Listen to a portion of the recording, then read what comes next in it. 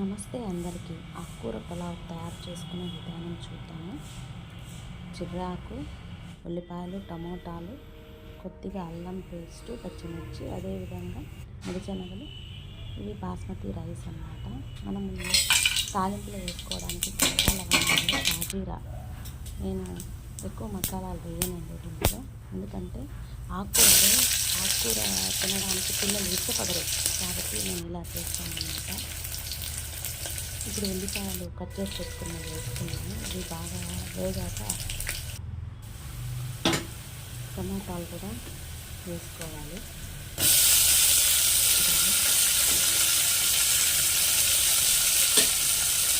టమాటాలు యాడ్ చేసుకున్న తర్వాత పచ్చిమిర్చి,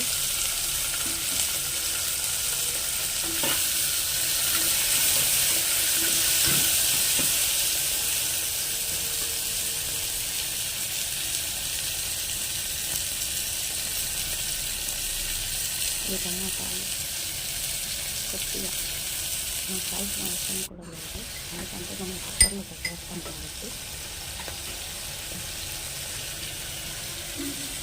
ఒక 2 మినిట్స్ దాన్ని కొద్దిగా వేసాను. అల్లము, వెల్లుల్లి,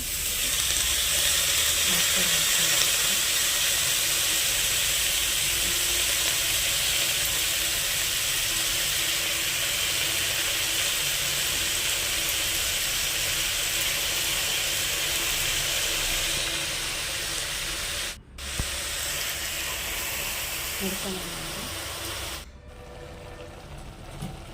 తర్వాత రైస్. నేను ఇక్కడ వీడియో తీసిన మర్చిపోయాను కొద్దిగా. నేను రైస్ యాడ్ చేసేసుకొని కలిపి తగినంత వాటర్ పోసేసుకోవాలన్నమాట. ఆ గ్లాస్లో నేను 2.5 గ్లాస్ రైస్ తీసుకున్నాను. నేను 5 గ్లాసెస్ వాటర్ వేసాను.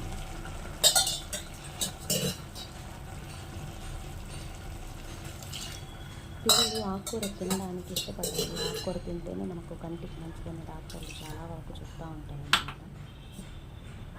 కాబట్టి వాళ్ళు తినడానికి ఇష్టపడరు కాబట్టి మనం ఇలా చేసి పెట్టామనుకోండి, వాళ్ళు బిర్యానీ లాగా ఫీల్ అయిపోయి లేదా ఈ పులావ్ స్మెల్కి ఇష్టపడి తింటారనమాట.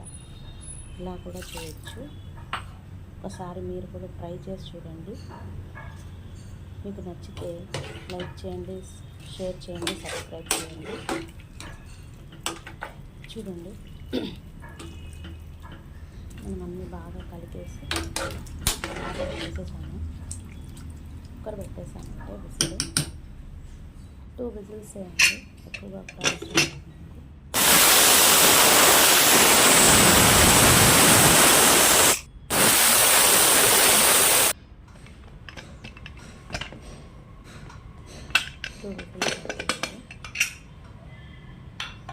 చూడండి ఎంత బాగా పొడి పొడిగా.